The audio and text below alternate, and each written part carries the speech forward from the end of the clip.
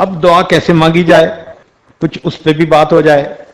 اللہ رب العزت ہمارے اکابر کو جزائے خیر عطا فرمائے، جنہوں نے دعا کے آداب کو تفصیل کے ساتھ کھولا۔ آپ ذرا توجہ کے ساتھ سنیے گا، اس میں بعض رکن ہیں، ان کے بغیر دعا ہی نہیں ہوتی، بعض شرائط ہیں، بعض چیزوں کے کرنے کا حکم دیا، بعض کو نہ کرنے کا حکم دیا۔ چنانچہ سب سے پہلی چیز کہ کھانے پینے، پہننے اور کمانے میں حرام چیزوں سے پرہیز کرنا۔ دوسرا، اخلاص کے ساتھ دعا مانگنا، دکھاوا نہ ہو۔ تیسرا، دعا سے پہلے کچھ نیک عمل کرنا اور سختی کے وقت میں اپنے نیک عمل کو اللہ کے سامنے پیش کرنا۔ چوتھا، صاف پاک ہونا، باوضو ہونا، قبلہ رخ ہونا، دعا سے پہلے 2 رکعت نفل پڑھنا، 2 زانو بیٹھنا، دعا کے اول اور آخر میں اللہ تعالیٰ کی حمد و ثنا بیان کرنا، نبی علیہ الصلوۃ والسلام پر اول اور آخر درود شریف پڑھنا، دونوں ہاتھوں کو پھیلانا، دونوں ہاتھوں کو کندھوں کے برابر اٹھانا، دونوں ہاتھوں کو ایسے نہیں بلکہ کھلا رکھنا، دعا مانگتے وقت با ادب رہنا، عاجزی کرنا، اپنی مسکنت کا اظہار کرنا، دعا مانگتے وقت آسمان کی طرف نہیں دیکھنا چونکہ یہ ادب کے خلاف ہے، اللہ تعالیٰ کے اسماء گرامی کا واسطہ دے کر دعا مانگنا، کافیہ بندی سے پرہیز کرنا، گانے کی طرز اختیار نہ کرنا، انبیاء کرام کے وسیلے سے دعا مانگنا، اللہ کے نیک بندوں کا واسطہ دے کر دعا مانگنا، چلا کے دعا نہیں مانگنی، مجمع ہو تو بھلے اونچی آواز میں مانگے مگر بہت چلا کے جو بات کی جاتی ہے وہ اذان نہیں دینی۔ اپنے گناہوں کا اعتراف کرنا، جو صحیح احادیث میں دعائیں مروی ہیں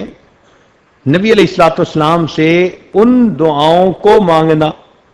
اس لیے کہ وہ مقبول دعائیں ہیں۔ جامع دعائیں مانگنا، اپنی ذات سے ابتدا کرنا،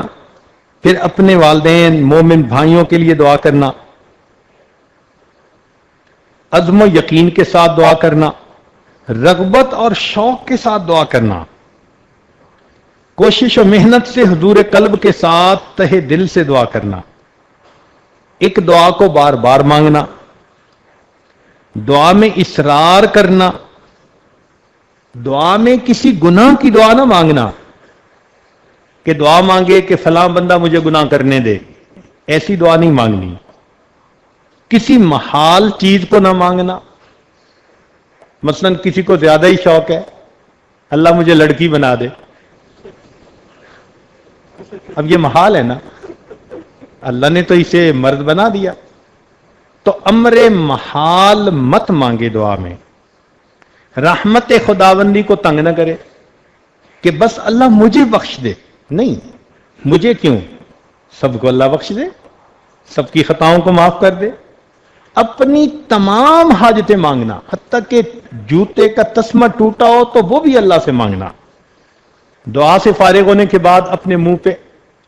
دونوں ہاتھ پھیرنا، جو دعا سننے والے ہیں ان کا اخلاص کے ساتھ آمین کہتے رہنا۔ یہ احادیث کی کتابوں میں تمام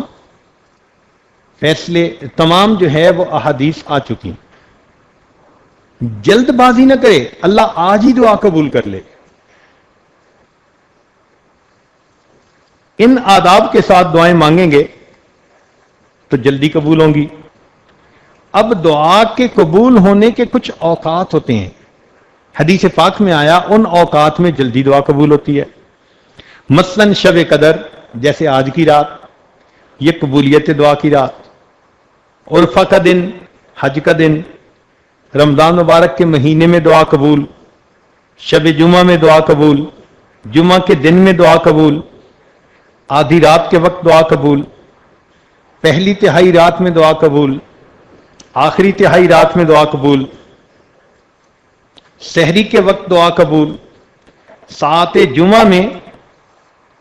جب امام خطبے کے درمیان بیٹھتا ہے اس وقت مانگی ہوئی دعا قبول۔ اور سیدہ فاطمہ الزہرا رضی اللہ عنہا کی روایت ہے کہ جمعے کے دن عصر اور مغرب کے درمیان مانگی ہوئی دعا قبول۔ پھر کچھ حالتیں ایسی ہیں کہ جن حالتوں میں دعائیں قبول ہوتی ہیں، مثلاً جب نماز کے لیے اذان دی جائے تو جیسے ہی اذان شروع ہو نا اللہ اکبر، اگر دل میں سے کوئی دعا نکلے اللہ کے ہاں قبول ہو جاتی ہے۔ اذان اور اقامت کے درمیان دعا مانگے تو قبول، مصیبت زدہ شخص کی دعا قبول، میدان جہاد میں صف باندھے ہوئے ہوں تو دعا قبول، فرض نمازوں کے بعد دعا قبول، سجدے کی حالت میں دعا قبول، تلاوت قرآن مجید کے بعد دعا قبول، زمزم پیتے ہوئے دعا قبول، میت کے پاس حاضر ہوتے وقت دعا قبول، مرغ کی اذان سنے آواز سنے دعا قبول، بہت سارے مسلمانوں کا مجمع ہو دعا قبول، ذکر کی مجلسوں میں دعا قبول، جب امام فاتحہ ختم کرتا ہے تو ہم آمین کہتے ہیں اس وقت کی دعا قبول، میت کی آنکھ بند کرتے وقت کی دعا قبول، نماز کی اقامت جب کھڑی ہوتی ہے اس وقت دعا قبول، بارش ہوتے وقت دعا قبول، کعبہ پر جب پہلی نظر پڑے عمرہ حج پہ جانے والوں کی تو ان کی دعا قبول۔ قرآن مجید میں سورہ انعام کے اندر 2 مرتبہ اللہ اللہ کا لفظ آیا ہے، قریب،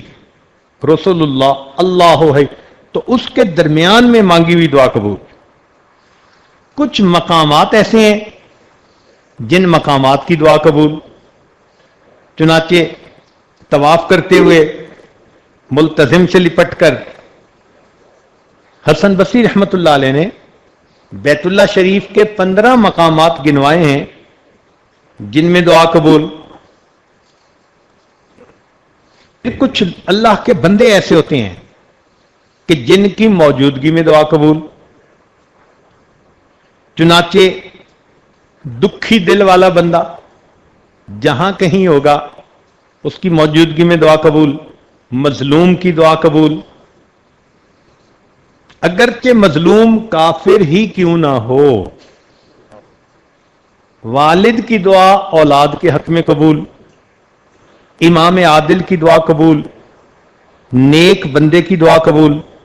جو اپنے والدین کے ساتھ حسن سلوک کرنے والا ہو اس کی دعا قبول، مسافر کی دعا قبول۔ اب مسافر تو یہاں بہت سارے ہیں، روزہ دار جس وقت افطار کرے اس وقت کی دعا قبول، مسلمان کی دعا اپنے مسلمان بھائی کے لیے اس کے پیٹھ پیچھے قبول۔ ختم قرآن جب ہوتا ہے تو اس وقت حافظ جو دعا مانگے یا مجلس میں جو دعا مانگی جائے اس وقت کی دعا قبول، مریض کی دعا قبول، مجاہد کی دعا قبول۔ تو یہ وہ لوگ ہیں کہ جن کی دعائیں اللہ رب العزت قبول فرماتے ہیں۔ اب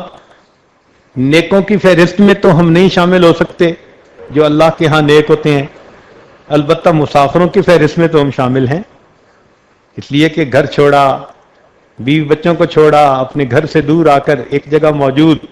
شرعی حکم بھی لاگو مسافر کا، لوگ بھی مسافر سمجھتے ہیں، تو معلوم ہوا کہ یہ ایک ایسی نسبت ہے، اللہ اگر اس کو قبول کر لے تو یقیناً دعا قبول ہوگی۔